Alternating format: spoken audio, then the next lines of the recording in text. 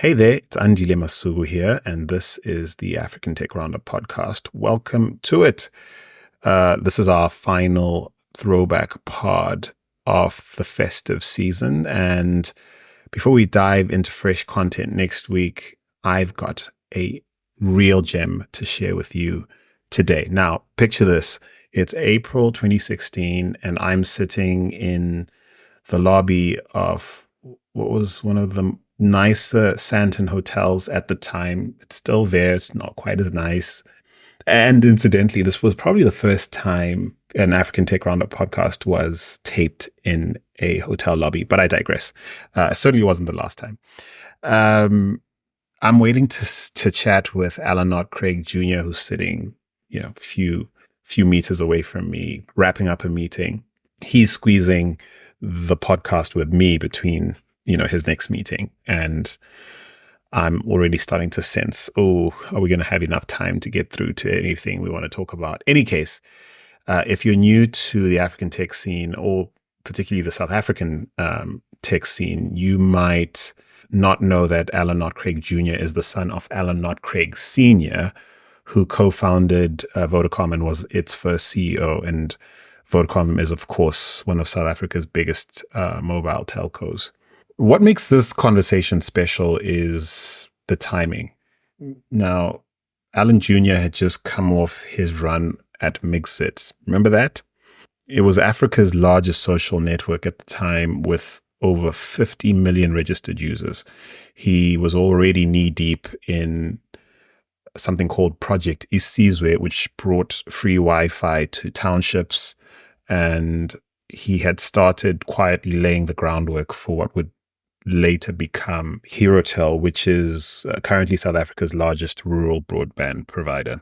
Now, what I love about this throwback is how it captures Alan Jr. in this fascinating moment of personal and professional transition. He's incredibly forthright, which has actually become his calling card for those who follow him on social media and hear him speak from time to time. He shared about growing up with that famous surname, sharing some surprising anecdotes about what that was like, and how decidedly more middle class than upper class growing up as his father's son turned out to be, albeit, privileged middle class to be fair. And then there was this admission about how his nonprofit work was, quote unquote, sincerely selfish. So knowing where he is now in 2025, running Fiber Time with its innovative pay-as-you-go fiber model for townships, it's fascinating to hear him processing the lessons that would shape his future ventures. So, go ahead and grab something nice to drink, get comfortable, and join me for this conversation. And then you can join me in pondering the what if around Mxit, which those of us who actually mixed it on. Oh, that's such a bad joke. But seriously, Mxit was a thing back in the day. So the what if is, could it have been Africa's Tinder? Well, that's, I suppose, a question we'll never know the answer to. But for the moment, enjoy this throwback conversation with Alan Knott-Craig Jr.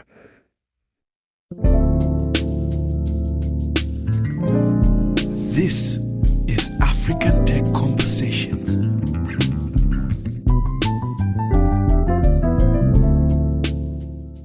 I love my life. Why would you say that? I'm living the dream. I'm so bloody lucky. I get to wear what I want to wear when I want to wear it. I get to meet people like you. It's pretty random.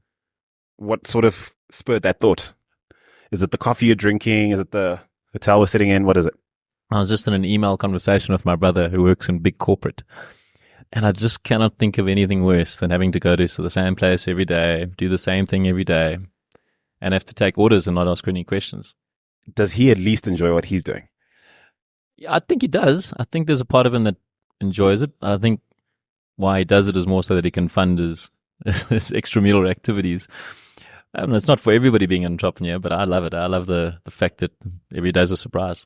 Interesting place to start our conversation today. Thank you so much for speaking to us, by the way. Alan Knott-Craig Jr. What's the double barrel surname about, by the way? That was really stupid.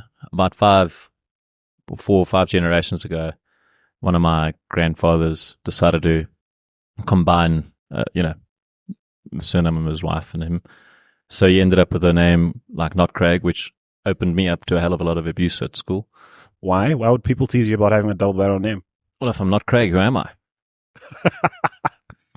I'm sorry. That's really good. There's a lot of abuse you can. Not Craig has a lot of potential. And when you're trying to explain that over the phone, it's Ella, not Craig. They're like, well, if it's not Craig, who are you? I'm like, well, you're trying to explain it. So it made my life complicated. But on the other hand, there's only one surname called Not Craig. It's kind of a branding coup. Yeah, it was genius. Come up with something so stupid that nobody else wants to copy it. Well, your children have you to thank for. Well, we'll be grateful for the branding coup. We hope. Yeah, and as I got older, I realized now it doesn't really matter what people think, but it wasn't that much fun in high school. I want you to think back to the most embarrassing experience of your childhood. It might have been high school, could have been further back. I mean, I would just generally say that I really didn't like my high school years. I mean, I met guys at university that seemed to love high school and always talked about all their friends at high school, etc. But I couldn't really relate. And I had an infinity of embarrassing moments. I think the one that is probably most palatable is that I got busted drinking alcohol at school, first break. And me and a couple of friends got suspended. And my parents found out. A lot of people found out. It made me quite cool at school, but it wasn't the most proud thing I've ever done in my life. How old were you when that happened? I was 16. I was in standard 9. And where did you go to school? Where was this happening? Talk me through the sights and sounds of that experience. Where's the school? Which city? Who are your friends? Where do you hang out? Yeah, I grew up in Pretoria, and I went to the Glen High School. It's a government school near Menlyn. It's a feeder school for Pollsmoor. So there's not a lot you could do. It was difficult to get expelled. So they couldn't really expel me. There was nowhere to go. And, I just hung out with in retrospect, it was a kind of school where it was difficult not to be sporty. I wasn't particularly sporty, but I wasn't in the wrong crowd. So it wasn't an absolute misery of an experience for me. But in retrospect, it wasn't the type of environment that always brings out the best in people. How did you survive that environment then? Because it almost sounds like the odds would be stacked against you sort of coming right out of that environment. Well, I've sent my daughters in government school because I think it's more real than full-on private school. So, the truth is the world is a bit of a tough place. You get into fights, people are psychologically difficult and there are bullies out there. So you got to, want your kids not to come into the world realizing that or knowing how to deal with that. I think the Glen was maybe a little bit extreme, and so it had extreme results. So people that came out of the Glen either really made it in life or they just became broken and went to jail or got into drugs. The kind of school that the Glen was just the kind of school where you had to fight. You had to either fight with your fist, and if you couldn't fight with your fist, you had to fight with your mouth. And so was the reason your parents sent you there for the same reasons you send your children to public school? No, I think my folks sent me there just because they couldn't afford to send me to private school. Otherwise, they probably would have sent me to private school, I hope. But, it was also kind of, I could catch the bus from my house there, so my mom didn't have to drive me to school in the morning, I'm looking for a file to put that experience in because there are a lot of presuppositions I might have had about your experience given who your dad is and what we know about him. You're Alan Knott-Craig Jr. Your father is, of course, the legendary Alan Knott-Craig Sr., founder of Vodacom, feisty CEO of Cell C. Did they call you Junior as a kid? No, they called me Alan Thomas. My grandfather's name is also Alan, so I think my dad was Junior. They had to call me Alan Thomas because that was my second name to differentiate. You're like the third. Yeah. Right. And what is the biggest misconception people have about that association? Well, I mean, I'm not sure what the biggest misconceptions are, but I mean, I know my old man had a bursary at the post office. He worked his way up through the post office and telecom, kind of got quite high up. And then in 1994, he was asked to run Vodacom. And he never owned a share in Vodacom, so I think a lot of people think he owned a stake. He actually never in his entire life owned a share in Vodacom. But he ran it and he built it. And there's a lot of money at Vodacom, so people think, therefore, that he had a lot of money. I mean, he really came into money, I think, in the late 90s. Sadly for me, that is after I'd left home. So until then, we were comfortable middle-class life, but we didn't have a lot of money. I mean, I went to University of Port Elizabeth because my old man couldn't afford UCT. So, I was quite, in retrospect, at the time I felt it was a bit unfortunate to miss the ship coming in. But in retrospect, it turned out to be great because I didn't grow up with a lot of money in my life.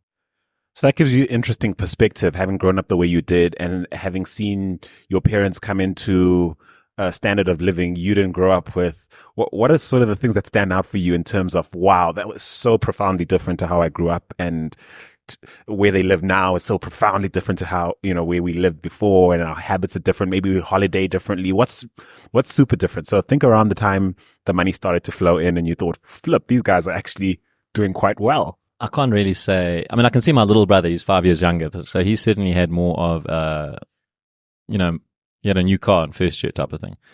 But the thing for me, the real big difference is that my whole life I remember switching off the lights when I left the room. We used to get clapped by my folks if we didn't switch off the lights, if we were wasting electricity. And there was a point in time when that stopped happening. So I think it's inculcated into me. So I still switch off the lights when I leave a room, and that's the big difference. I grew up thinking about electricity. What's the best part of now as an adult with at least a decade plus of pretty awesome legacy that your dad has built, and you sort of walking in its wake? I don't know if that's accurate to say. What is the best part of being Alan Knott-Craig Jr., and what's the worst part of being Alan Knott-Craig Jr.? It's a massive privilege to have a famous name and a famous dad and somebody who can teach you so much about business along the way. I think the best part is this platform that I've got, that I think it's easy to take it for granted, and I'll try not to take it for granted. The worst part is, there's no worst part. I mean, everyone's got some shit in their life. I mean, in my opinion, I'm very blessed. I was very lucky to marry a great girl. And, I've had a few setbacks over the years, so she's still married to me. That means she made me, not my name or my money or anything like that. And I think, if you marry the right person, then a lot of things kind of take care of themselves. There are, of course, some negatives about having a name. I think my old man's not perfect, and so maybe some of the imperfections people reflect onto me. I have to make a stand for myself on that. Have you ever grappled with the pressure to live up to anything he has or hasn't done? I mean, the guy's got an enormous shadow, so it's taken me a long time to come to terms with that shadow and just actually make the most of that shadow as opposed to pretend it's not there.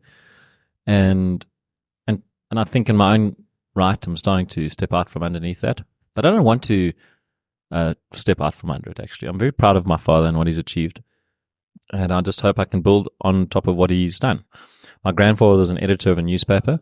My dad's been part of the mobile phone revolution, and I like to think I'm part of the mobile internet revolution. So we're all in the same path of trying to make information flow more efficiently and get it into the hands of everyone.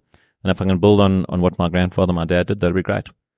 Those inspirational speeches you see in movies, either a coach or like a general before an army, given that sort of legacy you just described, are there ever moments like that? Were there ever moments like that in your household? This is what we need to do. Your grandfather was this. I'm this. You become this. We have such a responsibility to the planet, that kind of thing. Or is that just my imagination going nuts? Very much your imagination. No, we had nothing cheesy in our household. There was no narrative. There was just do what you're told to do. That was basically my life, until I was about 25. So I got out of school because my dad said he'd kill me if I didn't. I went to university because he said he'd kill me if I didn't. I passed university because he said he'd kill me if I didn't. And I did accounting because he said he'd kill me if I didn't become a chartered accountant. So it was only really at 25 that I had any free will. And also my old man hasn't necessarily been the biggest supporter for me being an entrepreneur. I think most parents don't want their kids to get hurt, and they certainly don't want their kids to be a financial burden. And there's a hell of a lot of risk that comes with being an entrepreneur. So my old man's just generally veered me away from that stuff. But I found my own path, and I think it's easy in retrospect to make up some kind of grand narrative, but it's nothing as fancy as that. And so, tell me what your first real success as an entrepreneur, was. Big or small? It doesn't have to be like a massive success. But what was the kind of success that made you feel like you could actually do this entrepreneurship thing? Like you could actually stop pretending you knew what you were doing, because I went through that with my dad as well, where a great percentage of my entrepreneurial experience, I was sort of trying to convince him that I knew what I was doing when I didn't. That's a good question. I just listened to a Mark Cuban podcast, and he clearly from a young age wanted to have his own business. And I remembered, like, when I was a kid, I was selling ices. From grade 1 until Mxit, I used to sell ices at my school. And in Pretoria in summer, it gets bloody hot. I buy ices for 1 cent and sell them for 10 cents. So there's obviously something in me That's a trading mentality. The reason I make money is not to put money in the bank account or in the bath and look at it and wash myself in it. I want to spend money. I'm a spender. And in order to spend money, I need to have money. So I've always kind of been trying to put some extra bucks in my back pocket. My first business that I started was self-find, but I didn't start that because I thought I was an entrepreneur. I started that because I couldn't get a job. And a guy backed me, gave me some capital. And it was a huge success, huge success for me and for other people. But I also felt like, in retrospect, I think I still felt like a bit of an imposter. Why? Well, it is in the cell phone industry, so we were doing location-based services. But, Vodacom's a giant in that space. And it was bloody hard. It was actually, I think, harder for me to make a success because of my relationship with Vodacom than it was for a lot of people. But still, in retrospect, I could never say to myself, well, imagine my old man hadn't been there. Could I have done that, It was only really with World of Avatar and Mxit that I started believing in myself in terms of my own innate ability to create new things, although that wasn't a great success.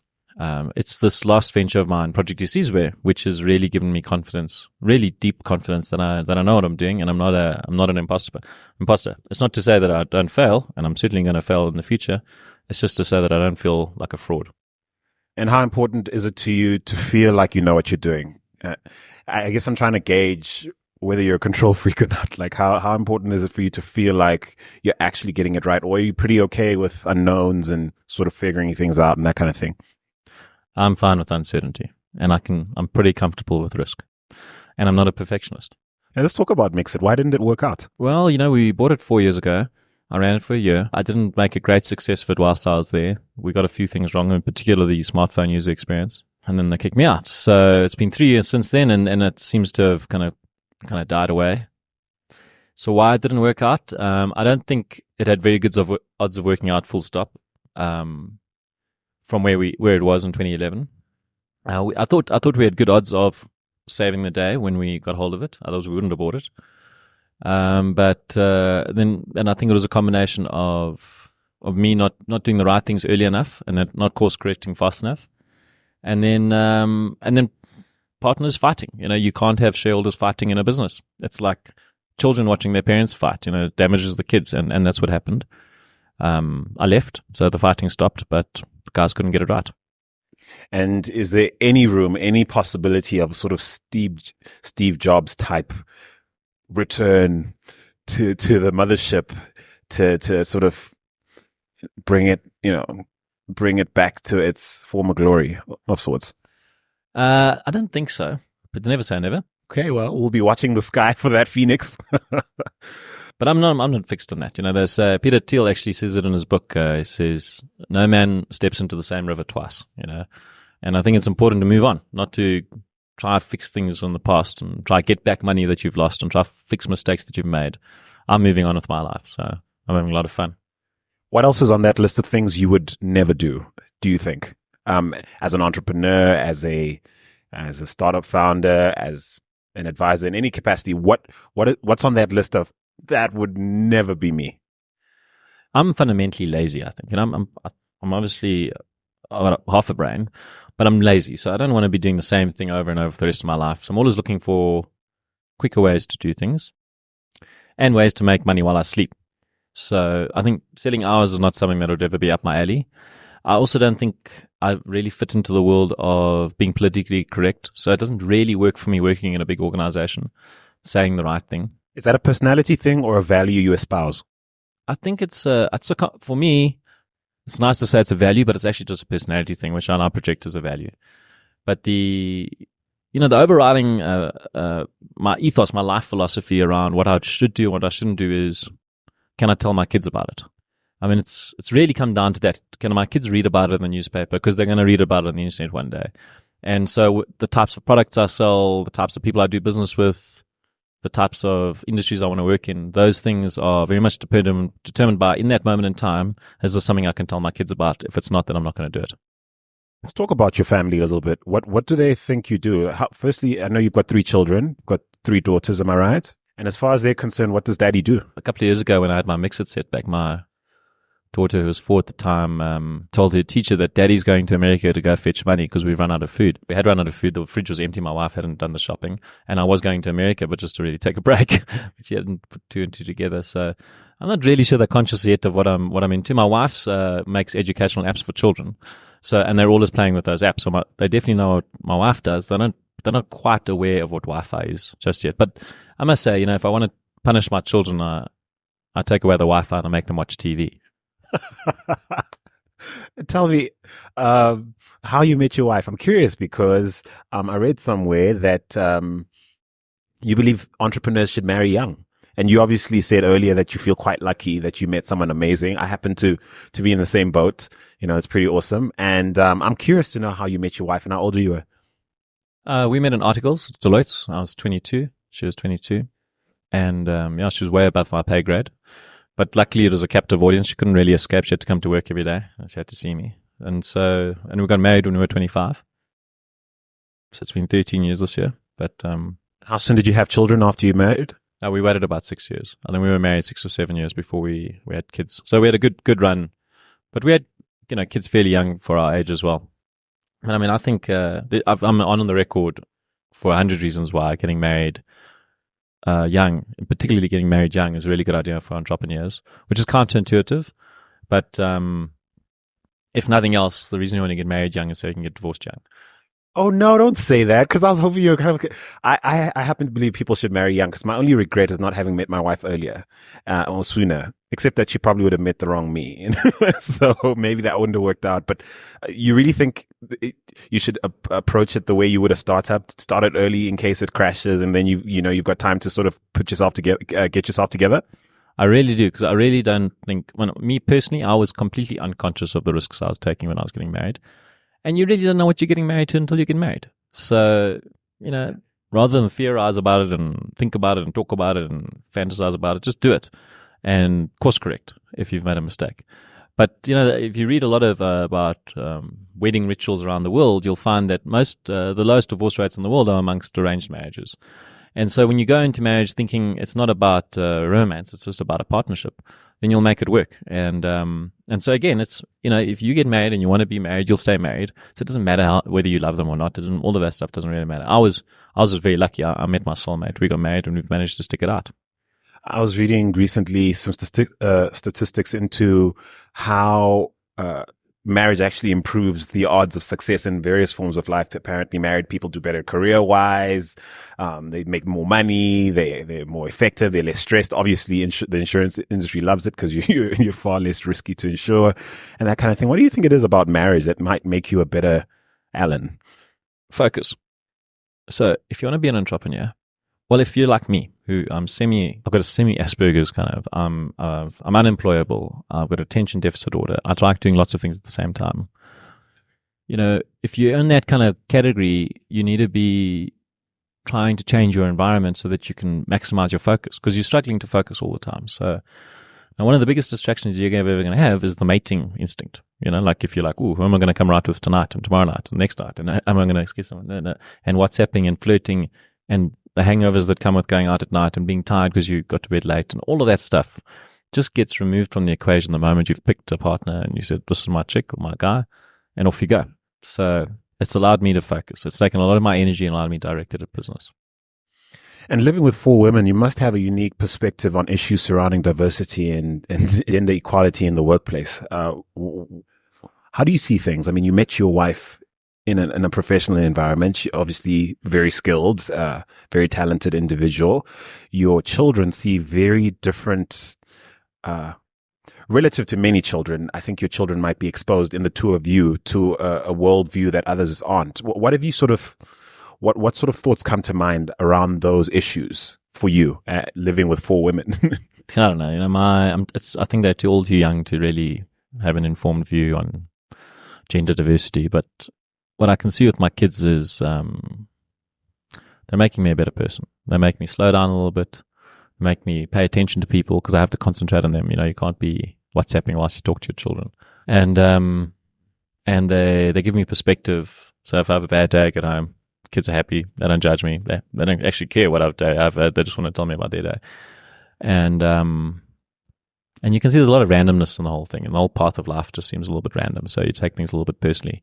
And that helps you remain humble when things go really well, because you realize there's a lot of luck involved. So, But isn't it really a man's world still? I mean, do you worry about what sort of world your children will be able to sort of chase their dreams, and what limitations, innate or otherwise, might be in their path just because they're women? I just hope my kids don't come into the world thinking the world owes them anything, And so if you come from a minority background, or if you're a girl in a corporate or whatever, the temptation is to think, because everyone's telling you this, that you've been prejudiced against, etc., that you have this sense of entitlement. I think there are a lot of people fighting the good fight, and there's no doubt that if we don't have affirmative action, the racial demographics of South Africa won't change in business. If we don't give women an opportunity in leadership positions, they won't change, because guys would just rather work with guys. So I believe in all of that, and those fights are being fought. But in 20 years, when my kids enter the workforce, I think it's going to be a much better place for girls to operate. But I just don't want the worst thing that could ever happen to a person is for them to start believing the world owes them something. The world owes you nothing. You have to earn everything you get. How important is caring about the ventures you pursue? And, you mentioned that you're lazy, that you essentially, in part, work to sort of achieve a level of comfort in life that you desire, and working is a almost necessary thing. So how much of what you decide to do is a pursuit in that specific end, and how much of it is, I need to get up because the world needs me, etc.? I think if you really want to chase your dreams, you need to be financially independent. And I once I was lucky enough to have dinner with Bill Gates. So I asked him the question. I said, hello, Bill, what's the magic number, And he said, it depends on if you want a boat or not. If you need the boat, it's $100 million. If you don't need a boat, it's $10 million. So, I don't need toys. So I think, that's 140 million rand. You need that in cash. So that's all is my driving ambition, is just to get to a point where I don't have to work. I don't have to worry about money. I can send my kids to a decent school. They can go to university. I can go on an overseas holiday every now and again. That's all I want.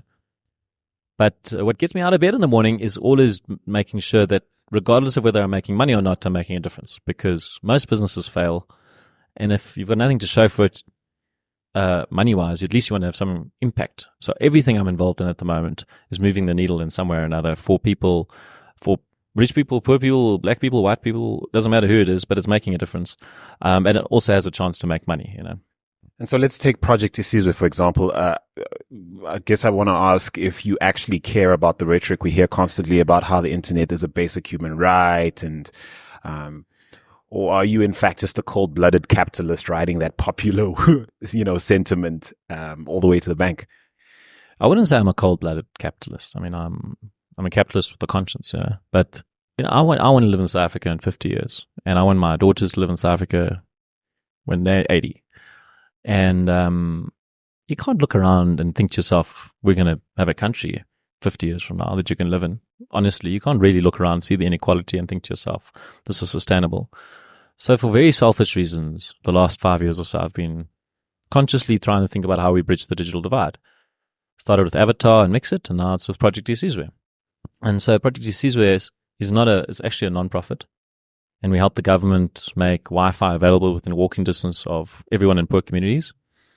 And yes, it's very difficult to make money like that. I can get paid a salary, but you can't get rich like doing that. But it also just makes sure there's a country in which I can make money. What's the point in trying to make money for 10 years when there's no country left to live in? I'd rather, do what I can at the moment, just to see what I can do if I can make a difference. And at least there's something a place to live in, and an economy to do business in. So it's very sincere. Everything I'm doing is very sincere, but it's also sincerely selfish. It's for me and my kids. I just want to live here, and the only way we're going to live here is if we deal with inequality. And what do you say to skeptics who can't see past the apparent capitalist self-interest, and just, let's use Facebook, for example.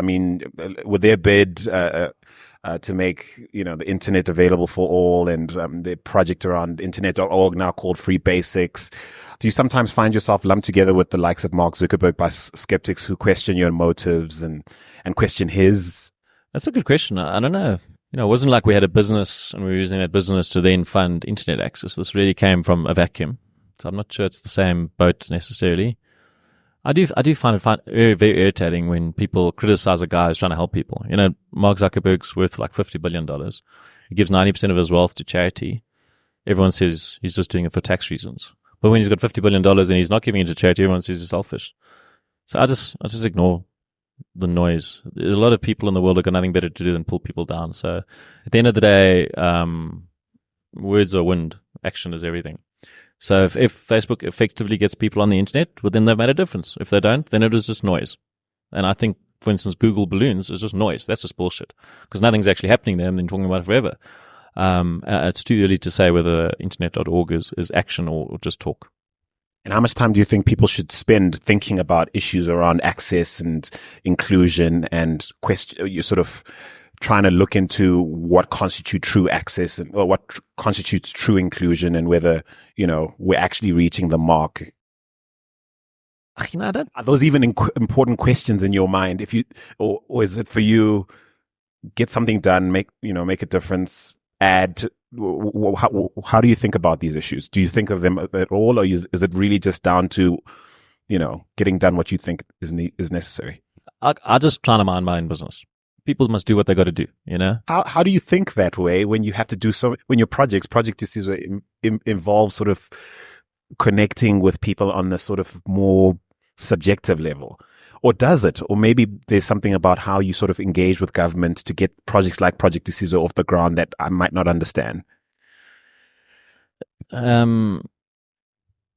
don't want to force my mission down anybody's throat. And, my mission is everyone in South Africa within a walking distance of free Wi-Fi, So you've got two ways to approach that. You either, shout at people and instruct people and order people and criticize people and you try shame people into doing what you're doing, what you want them to do, or you just say, well, this is what we're doing. Who's with me? It's like Jerry Maguire with the goldfish, walking out the building. It's like, who's with me? And one girl walks with him and everyone leaves him alone. In our case, we did that. And one person put up their hand, and it was the city of Tshwane, Mayor Ramkhopa, and he says, I'm with you. And our Tshwane is the biggest municipal public Wi-Fi network on the continent of Africa, right? And in 2017, everyone will be in walking distance. No other municipality's done that yet. No real provincial administration's done that yet. No national department's done that yet. Do I want them to do it? Sure. I'd love them to do it. Do I give them books and emails and infographics? Yeah. I'll just make sure they can't say they didn't know about it. But I'm not going to force anybody to do it. If the leaders of our country think that internet access will deal with inequality, then they'll copy Tshwane. If they don't, then they won't. For me, we're doing stuff already, so it doesn't really matter. Tell me more about the differences in organizational focus between Project Deciso and your new role at HeroTel. What the difference is? Obviously, Project Deciso, a not-for-profit organization. HeroTel is. What's the difference? So I'm handing over all operational reins for Isizwe to my partner Zahir Khan, and Isizwe is such a big success now that it's too big for me to touch. I'll break it. You shouldn't give me really big things because my tendency is to roll the dice. Hero is much more of a startup, and for the next 2 years, it's going to be make or break. I think it's got a lot of potential, but I'm going to be spending a lot more time, not really hands-on, but at a high level, making sure that we do everything right for Hero to become a very big broadband player in South Africa. So talk me through the model. How does this startup intend to make money? Well, the customers are going to be small businesses and households looking for broadband. So if you want to get fiber to your house or ADSL to your house or wireless broadband to your house, we want Hero to be one of those options for you, and we're not going to reinvent the wheel. So we're just going around and buying these existing wireless internet service providers. They already make profit. So you pay a guy 500 Rand a month. He puts a little dish on your wall, connects to the internet, 10 megs per second, and he makes, 130 Rand profit per month. So that's, it's just cash. It's just a real business. It's not a dream. It's a real business with real cash flows. And I think if you roll them all up together, then you get this enormous economy of scale that you can apply to bandwidth costs and to equipment costs. And honestly, I think at the back of my mind, I always think about Isizwe. What plan B does Isizwe have? Right now, if government stops backing internet access, then Isizwe is going to fizzle out. And I'd like to build Hero into something really big that it can actually support Isizwe through the lean times. Yeah. And how frustrating was that while you were at the helm of Project Isizwe, relying on public funds? Given everything you've described about your sense of independence, must have been frustrating. There is no shame in being dependent on people and being vulnerable and needing help. And, there's no shame in that. I think my stress is never caused by having to tick boxes or fill out forms or go through process or come to meetings or be kept waiting or whatever. It's not, that for me is just the game. That's work. There's only one stressful thing in the world, and that's dealing with people you don't want to deal with, or having to take a phone call from someone you don't want to talk to. And so my golden rule is that I just stay clear of those types of relationships. And I'm very lucky in the relationships we have with the various customers we have, that they're very nice people that I deal with. And on our sister podcast, the African Tech Roundup, my co-host Def Mohapi and I debated whether or not mobile telcos will be rendered obsolete in the next decade or so. So it was an interesting debate we had some weeks ago. Can you imagine a world without mobile operators? If so, why? And if not, why not? No, it's impossible. It's part of the fabric. So the mobile operators will be around forever. They'll always generate a lot of cash. I think the days of 25% operating margins are gone. They just don't know that yet, which is why they're fighting. But eventually it'll just be whittled down to, utility pricing. German Deutsche Telekom makes a 1.5% operating profit margin. In South Africa, the averages are 25%. Is that because South African companies are more efficient than German companies? I think not. So that's where the runway is. That's where it's going. It's the glide path. But the big waves hitting these telcos, if they can't fight, is it's going from voice to data revenues. LTE is very much being complemented by Wi-Fi and sometimes being superseded. And people are moving from contract to prepaid. So those are waves that can't be stopped. And the telcos that get that the first will win the race. And what do you make of South African telcos fight or attempt to lobby against or lobby for the regulation of OTTs like WhatsApp and so on? Conscious evil or blind stupidity. I mean, it's just moronic when I read those things. So, like what? I mean, I'm actually not a big fan of net neutrality. I mean, I just think if you put the money into the ground, you get to decide what goes through the pipes. But to think you can manage OTT is like really stupid. And it's not a competitive advantage. All you've done is differentiate yourself against your competitor in a bad way. So, maybe if you had a monopoly, you can manage OTT like they do in China and North Korea. But South Africa doesn't have a monopoly environment. There's competition. So, it's just stupid. Isn't part of the problem that their legacy assets that need to be sweated? You've got shareholders that expect a certain level of performance. They enjoy the margins they've had for decades. How do you fix that? And how do you fix leadership that essentially thinks 4 years at a time? It's a very good question. I'm not sure. I think SAB are about to find out, because SAB, very successful business, very happy place to work for a very long time. But they run at 24% operating margins, and those Brazilians who are running the Budweiser show are running at 38%. And I promise you, that's not luck. That's just cutting costs and a ruthless culture around profitability. So, I mean, the honest truth is, it'd probably require complete change in management, or existing management just waking up and doing what has to be done. Because if they don't do it, somebody else will come and do it for them.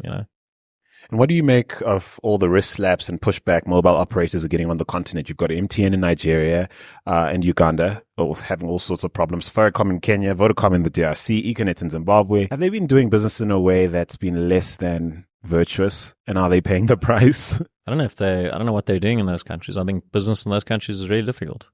But it doesn't matter what country you are in the world. If you're reliant on the government for something, you're at risk. And telecoms companies sometimes rely on licensed spectrum, and then you're at risk.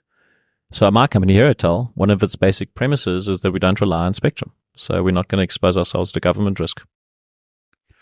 And in my view, there's basically two tiers of tech on the continent. There's the massive tech, I think the mobile telcos fit that sort of this untouchable listed firms that are doing ridiculously large business, a huge margin. And then there's this little tech ecosystem we like to believe we have, that's sort of trying to, make something of itself. What do you make of the tech ecosystem on the continent? What sort of stands out to you?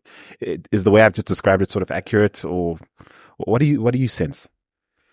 So I just differentiate. I think there's telecoms companies, which are big infrastructure players, which are highly risky, but once they establish, they never die.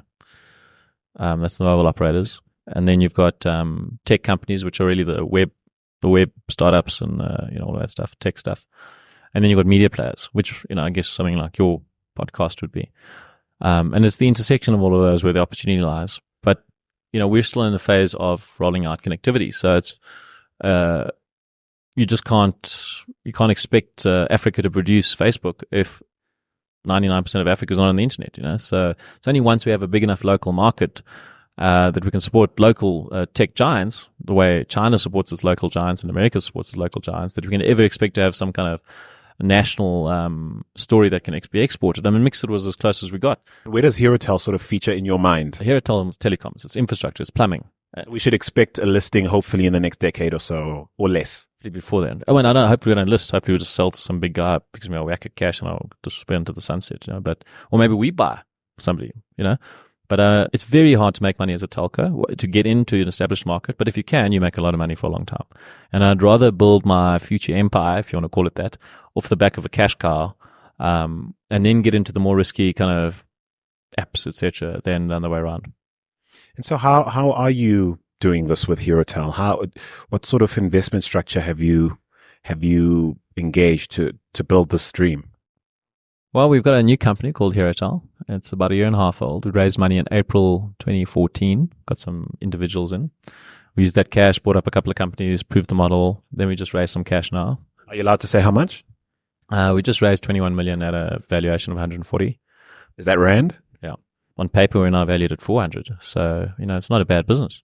And it's not users or clicks or anything. It's like cash flow. So pretty good business, I think. And pretty much a monopoly business, So once you've owned the distribution, no one gets in there unless you mess it up. So it's kind of that's what we're trying to do. We're trying to consolidate last mile distribution to households. What sort of trends excite you the most in terms of business? So two things in terms of business potential and in terms of social impact. In terms of tech and the opportunities, which sort of areas excite you? The most exciting space in Africa is helping the government solve its problems, because the government's the biggest part of the economy of Africa. And does that tick both boxes, business, essentially business potential and social impact? Yes. I mean, government, unless you're trying to solve the problem of helping corrupt people get their money offshore, which I'm not going to try and solve, then you're generally trying to solve a problem of housing or moving money around or loans for the poor or solving crime or better communication or whatever. There's like 100 things that the government's trying to do to make a difference and boost the economy and make the lives of citizens better, that you can use technology to help with that. And the private sector can do that. But the government's got the money and it's got the scale and it's got the kind of legitimacy. So, I think startups in Africa that are helping government solve problems they're going to be the ones that succeed. And so how do you narrow down for yourself which opportunities you should spend time on or build a model around or just throw yourself at? Well, I mean, me personally, I kind of I'm doing a lot of things, and whatever gets traction, I'll throw all my energy into. So you see, we've got a lot of traction, throwing all my energy into that. Now Hero's getting traction, I'm throwing all my energy into that. We've got a couple of other little startups, software kind of things. They're bubbling along, and I've got great partners that run those things. So just generally, I think the rule of thumb should be you should have a few irons on the fire, but whatever catches fire, a bird in hand's worth two in the bush. Drop everything else, pick one thing, finish it. And when that's finished, then you move to the next thing. But some people get more effective the more they do. You're not one of those people? I don't think that's true for anyone in the world. You don't think so?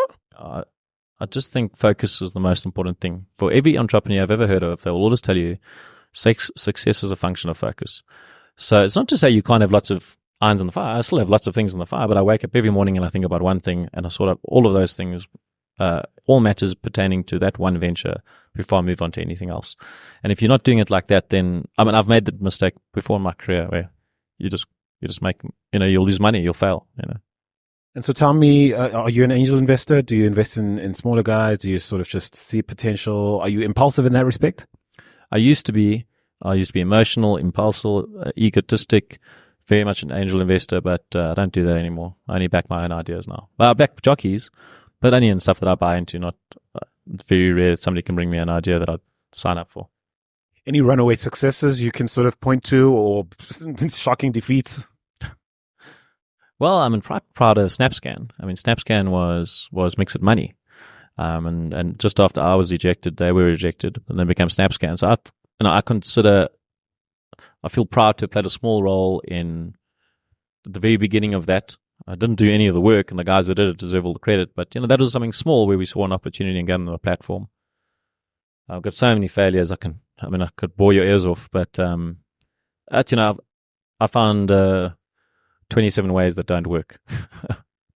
And so I'd imagine, given what you believe about focus, one of the things you might be looking for in anyone you might bet on in any respect is focus.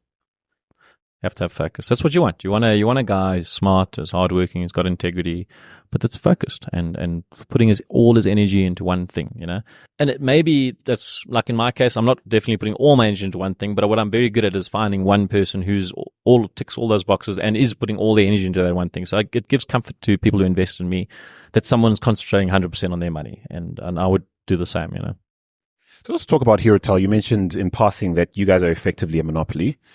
How is that so? And if you're a monopoly for this region, who are your competitors here or elsewhere in the world?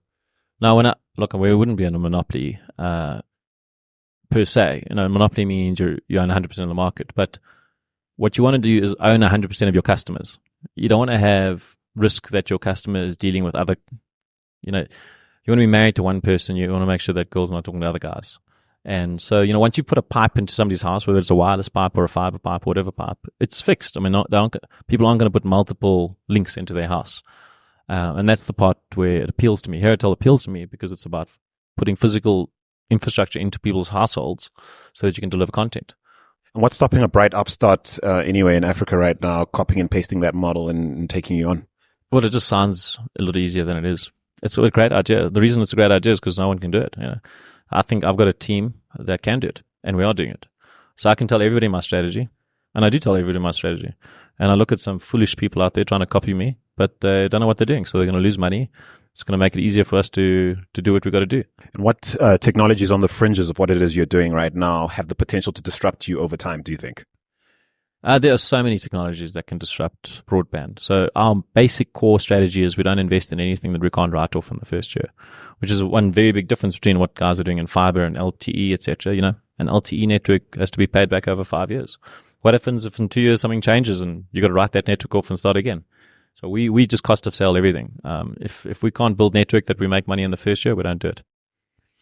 I'm going to ask you to put your futurist cap on and predict which business models and or companies within tech you think aren't going to make it through the next 15 years, totally bite dust. That's like a bit unfair. You'd hate for someone else to say this about you. Let's talk models then, perhaps not specific companies. So I think anybody that's entering a network effects business that's established is going to fail. It doesn't matter how much money they got. Doesn't matter how good they are. So when I see an OLX in South Africa, I think that's going to fail. When I see a WeChat in South Africa, I think that's going to fail. When I see anybody trying to take on classified ads or online auctions or social networks or financial services that are already established, I think to myself, there's just ego going in there because they clearly don't understand the network effects and you just can't break those network effects.